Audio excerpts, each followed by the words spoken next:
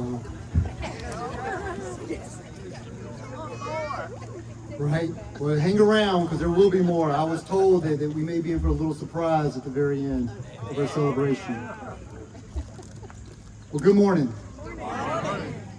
I am Arnie Thompson, and I am so happy to welcome every one of you here today. And what a glorious day we have. Thank you to many of you that I know was praying very hard for the beautiful weather that we have, and we have been blessed with it. We are here today to celebrate another important milestone in Friends Home's history. I'm excited about a lot of things for today, but I must selfishly admit, when I heard that we were getting the A&T drum line, that was the icing on the cake. Wow. And homecoming's coming up in about a month and a half, so if you've never been to a homecoming, you should make an effort to see that as well. I heard, a little birdie told me, ESPN, that you're going to be making a road trip here very soon up to the big city of Detroit, Michigan, right? Doing our halftime show. Congratulations. That's another milestone for y'all. It's going to be exciting, and I know you're going to make us in North Carolina very proud. So the day has finally arrived. Years of planning, construction, and preparation have culminated into this special day. A day where Friends Home's two campuses are brought together physically as well as organizationally. Today, you will hear the word thank you said many times. As I look out among this gathering of people, I see a wide array of people we should recognize and thank.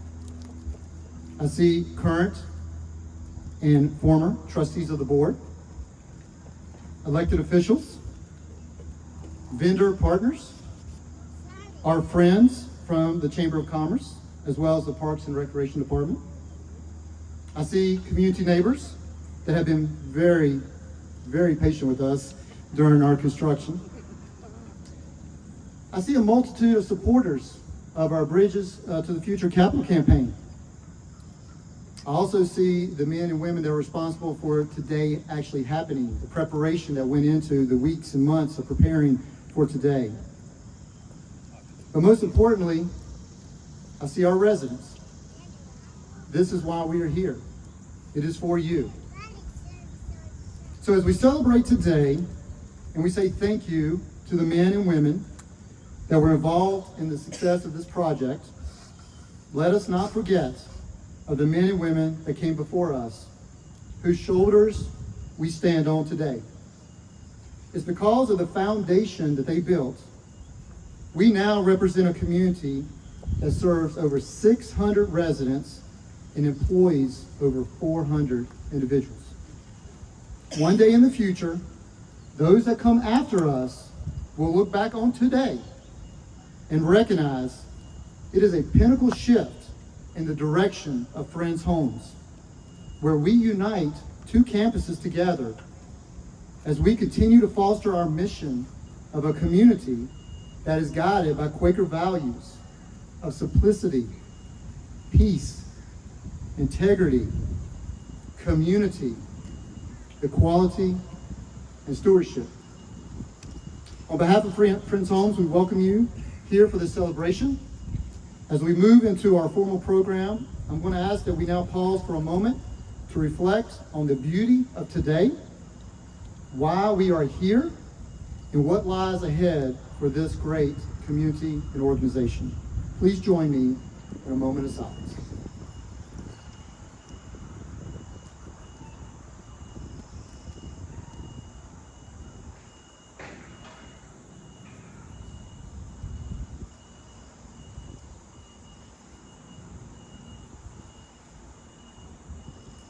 Thank you.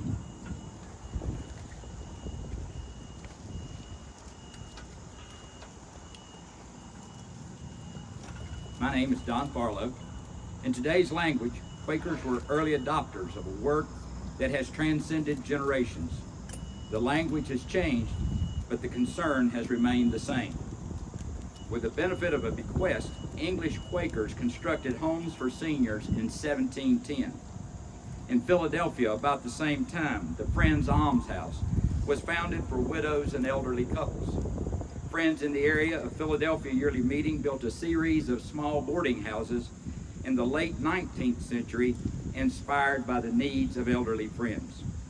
Following World War II, with an increasing awareness of the growing need to provide care for seniors and retirees, Friends pioneered the concept of the continuing care retirement community. In the late 1960s and in the early 1970s, many such communities were established by Friends. Please be aware that the language used to describe retirees and seniors has changed significantly through the years, but I'm going to share a few quotes today using the original wording. In North Carolina Yearly Meeting, August 3rd, 1954, Seth Henshaw, Executive Secretary of the Yearly Meeting, indicated, and I quote, "Our yearly meeting should have a home for the aged in the near future."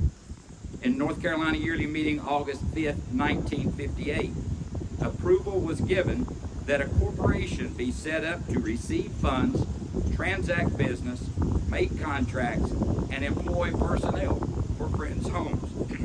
In North Carolina Yearly Meeting, August 10th, 1967, it is reported contracts were signed in early June for the construction of the first 2 units of Friends Homes. The overall plan provides space for cottages for retired people who desire a greater degree of independent living. Guilford College furnished the construction loan. Additional funds will be needed for making the buildings ready for occupancy by retired people next spring. North Carolina Friends are urged to think in terms of supporting this service. In North Carolina Yearly Meeting, August 7th, 1968, the first unit has been completed. The first Quaker family has moved into one of the apartments.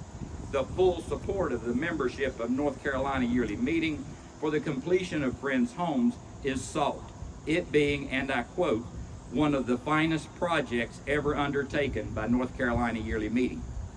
In North Carolina Yearly Meeting, August 5th, 1971, Friends are reminded that they cannot overlook their responsibility to the aging, and that any solution for meeting these needs must include consideration of the whole person.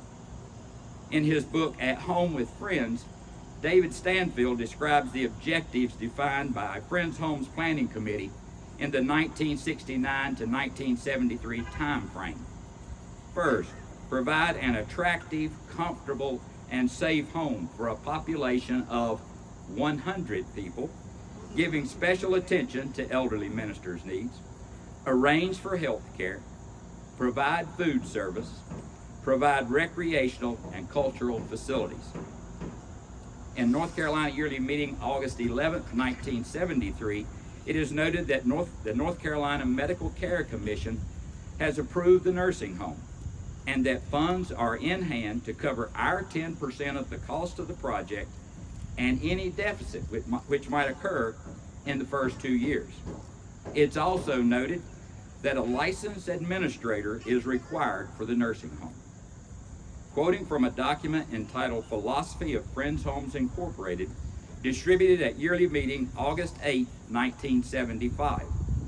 These historic guidelines, that is, the beliefs and practices of early Friends and faith and practice of North Carolina Yearly Meeting of Friends, have motivated Friends of North Carolina and their chosen trustees for Friends Homes to build, sponsor, and administer this new community for the aging, so that it may help to continue the process of creative growth, which brings wholeness both to the individual and to the community. We shall seek the best possible equipment and leadership, not only from North Carolina Friends, but also from the wider community which we serve, for it is our intention to help in the building and achievement of a participating, understanding, and cooperative fellowship.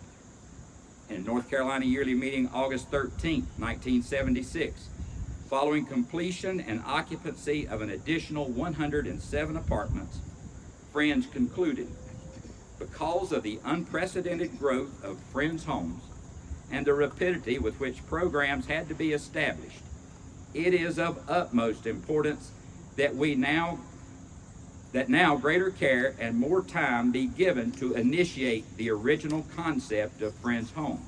That is, to sponsor and administer to this newly founded fellowship a process of creative growth, which brings wholeness both to the individual and to the community. Expansion continued in the 1990s with the opening of Friends Homes West, announced at North Carolina Yearly Meeting, August 5th, 1994. In late 2018, the Friends Homes Board approved the initial contracts for Phase 1 of the Friends Homes Master Plan, incorporating the increased accommodations and services for what we now call a life plan community, but continuing that legacy of care and concern, providing that sense of wholeness of life that earlier Friends sought to encourage. And this bridge is part of that Phase 1 development. It reflects on the Quaker value of community, the fact of two campuses, but one community, the fact of two campuses, but access for the entire community to all that either campus has to offer. And there is a second bridge that was built simultaneously with this bridge, a bridge of resident assistance that reflects the spirit of community perhaps even more forcefully than this physical bridge. Today, we continue that legacy of Friends that began so many years ago, and as was described in 1976, to a process of creative growth which brings wholeness both to the individual and to the community. Lastly, others will be saluting two couples today who have continued that work begun almost 70 years ago. We are indeed deeply indebted to Charles and Mary Kirkman Ruth and Carson and Janie Grantham for their many years of service to North Carolina Friends and to Friends Homes. Thank you to all that have made this day possible, and thank you for your attendance today.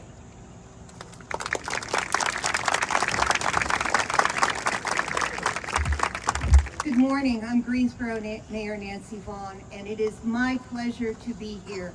Good morning, Friends residents. Good morning, neighbors.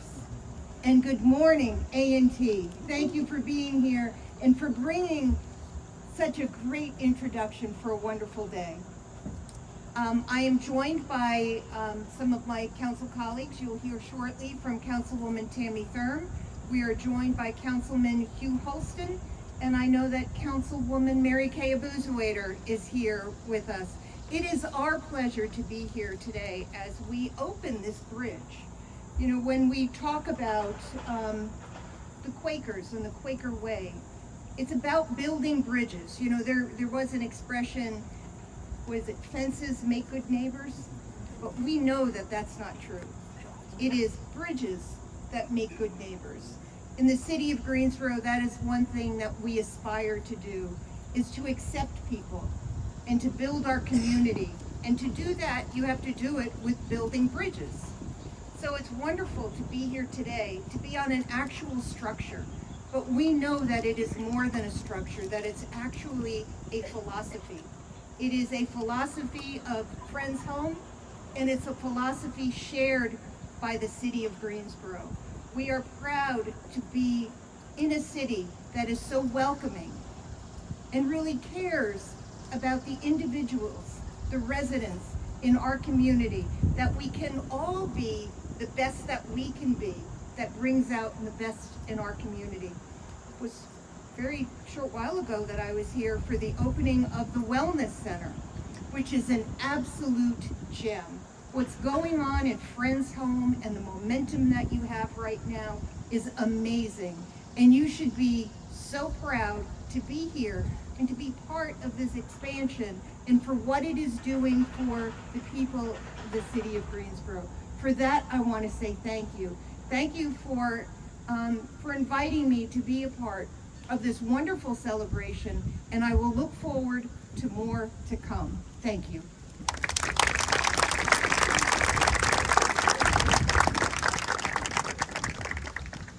You know, I tried desperately to write remarks for today. I didn't have much luck at that. I'm Tammy Thurm. I'm your District 5 City Council representative. And as a city council representative, I'm very much honored to be here today. But I'm also honored to be here in memory of my mother, who is a resident of Friends Home West. And Arnie, I have to tell you, as you stood up here speaking, I know that every time Arnie had a presentation at Friends Home West, my mom would be sitting on the front row waiting for him when he got in the room. So to see that empty chair in front of you, Arnie, was quite touching and wonderful memories. You know, Friends Home West is not just a fixture in our neighborhoods and in our communities. It is a lifeline for many of us, for the children and the families of the residents. I know we held our breath trying to figure out how to move my mom from California to North Carolina. And we were so excited when we found an apartment for her here at this community, because we knew it was a community. And that's exactly what Mom found here. She didn't participate in all the social events. She wasn't overly active, but we never worried about her because there was that sense of community and neighbors and people watching out for one another. And now to see the expansion that's here, quite frankly, when my husband and I were campaigning in the last election, we went by some of the duplex condos that are already open. And we walked away from there going, okay, we could be ready to live here. And I see this as the future for so many of us. And I'm just thrilled that we're fortunate enough to have it here in Greensboro and have it in the New Garden Friends area. This area has such a long, strong history behind it that it's just so great to be a part and to expand and to grow and to be here. You know, I'm doing my best to get through this without crying, and please excuse me for that. I'm at a loss for words at just what this means to me personally, to the residents, and to all the future residents. To see this expansion, to see this growth, it's just a wonder for our community. And I want to thank you, and I can't say enough about how important this growth and this next chapter for Friends Homes is in our community. So thank you so much. I appreciate it.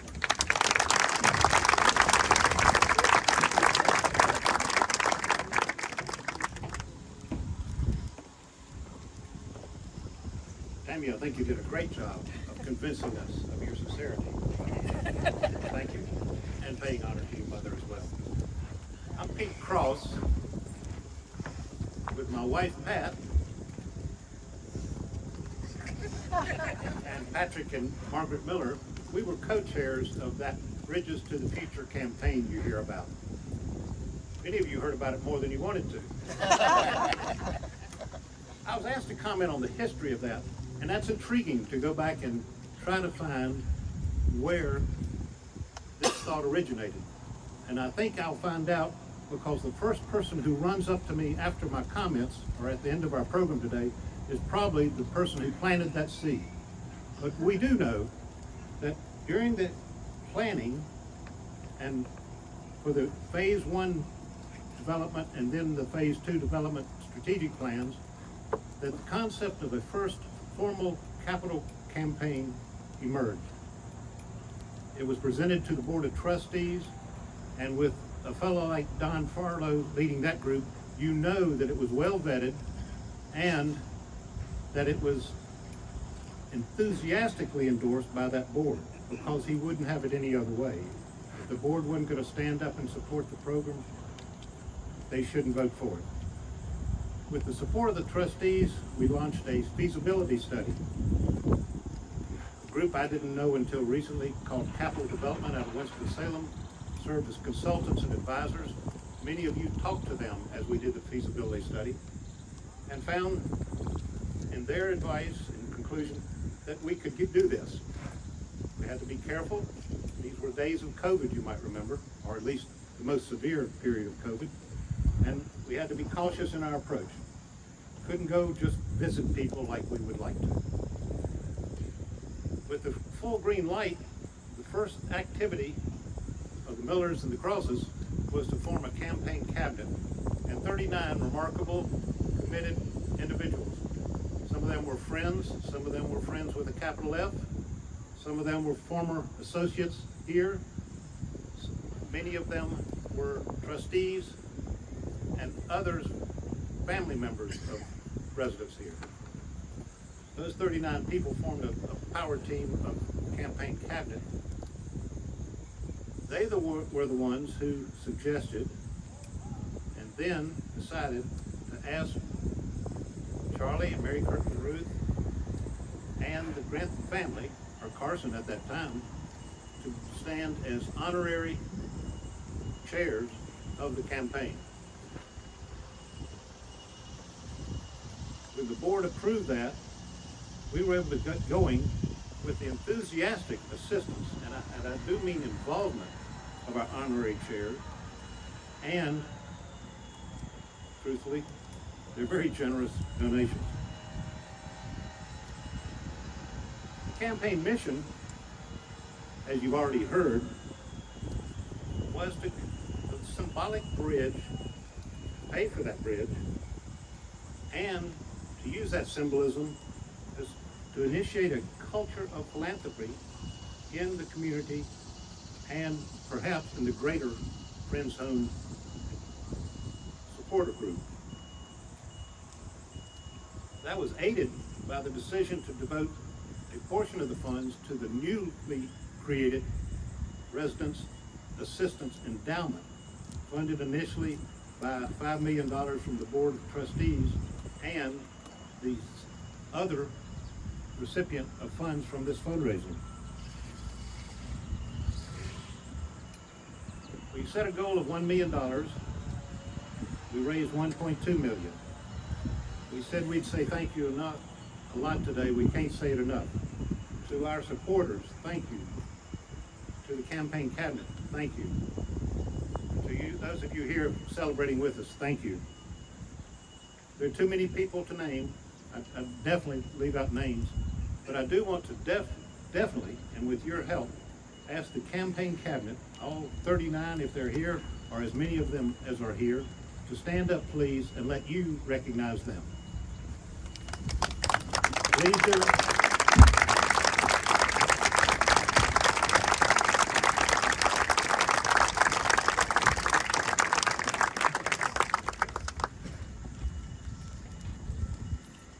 Margaret and I were sitting over in the front row, wondering what I'm going to say, no doubt.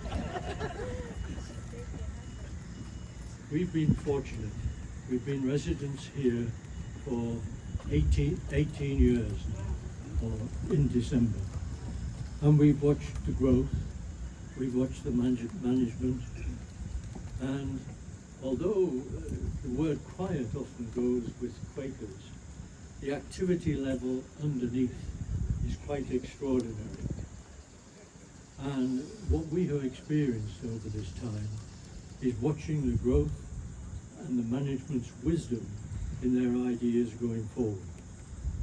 We didn't see West being built, but we did see Hobbs, and it was Hobbs that decided us to come in early, as I said, 18 years ago.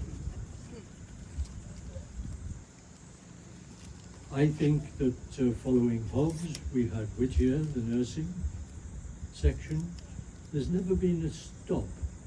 There's been a pause in between for good and deep consideration for each of these expansions. But they have gone forward gently and strongly. And so here we are today at the end of a stream of events. When I was first asked by a preliminary group whether we could raise $1 million, let alone not mentioning at that time 1.2, I frankly said it could not be done. I had been involved in a previous fundraising as an amateur fundraiser, and we did okay. But the way this campaign was managed was just absolutely outstanding. And the Board of Trustees had the wisdom to have someone come in who knew exactly what they were doing, who led us, who encouraged us, and so we got to the 1.2 million. From the residents' point of view, I think there are two areas that we have watched. One is the administration benefits of what has now been achieved. People talk about economies of scale, and often they are never achieved once the project gets going. But this development, I believe, has every chance of benefiting from the economies of scale. And what does that mean? It means that each of us as residents will not have to pay quite so much. Because the bottom line of this organisation is the residents who pay their fees.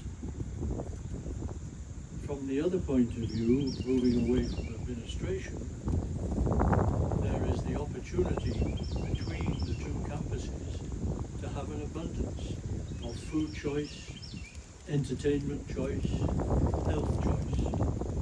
And that will develop slowly but surely, I am convinced, over time. That's about all I have to say. But as a resident, you have a happy man.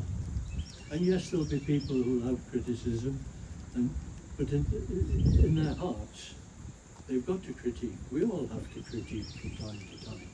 And that's what keeps us moving ahead smoothly and gently. Thank you.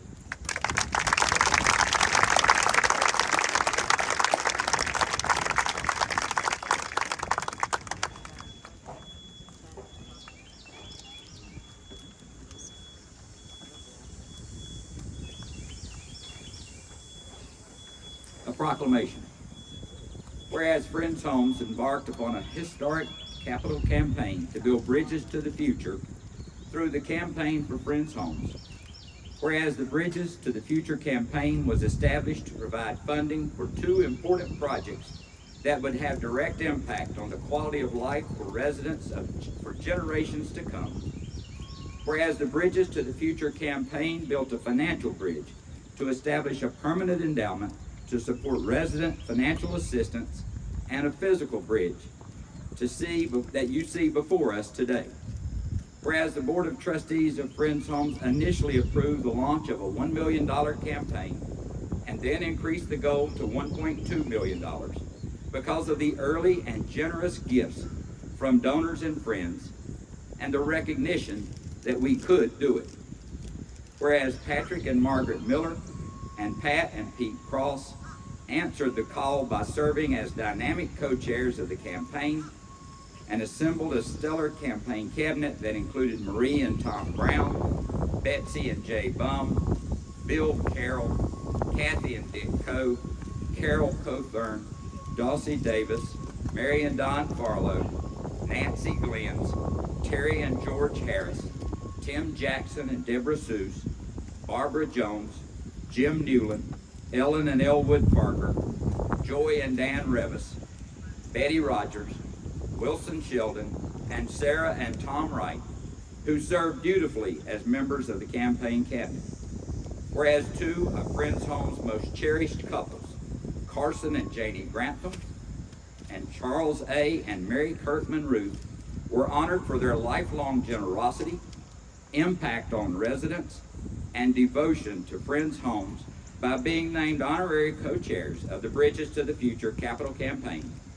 And their legacy of service to Friends Homes was recognized by the Board of Trustees by the dedication of this beautiful bridge that connects our two campuses. Therefore, be it resolved that we dedicate this bridge in honor of Carson and Janie Grantham posthumously, and Charles A. and Mary Kirkman Ruth for their leadership, their generosity, and their lifelong commitment to the community and the people of Friends Homes.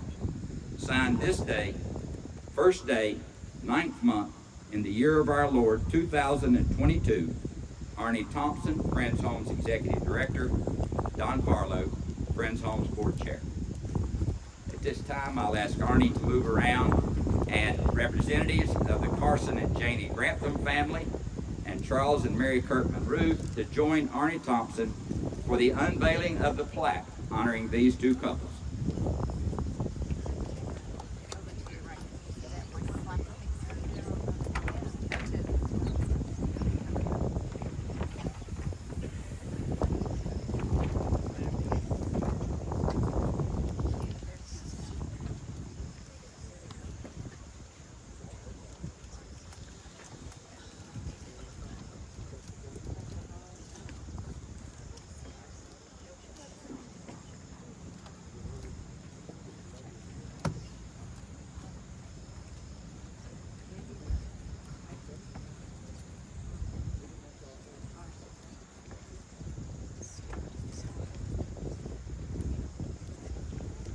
So as we dedicate this bridge, I know a lot of you cannot see this, so after our event is done, I would ask that you take the